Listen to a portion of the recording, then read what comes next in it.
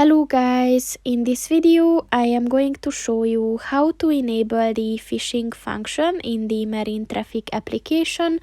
But first I just want to mention, don't forget to subscribe to my channel, because at 10,000 subscribers I am going to show you my whole YouTube revenue statistics and growth strategy, as well as how to make money online.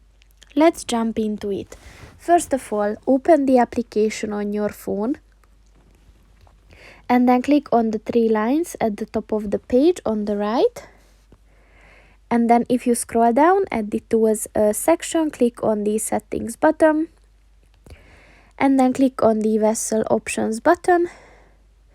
And within this section, look for the fishing button, and in order to enable it, just click on the white circle next to it, and once it turns blue, this function is enabled.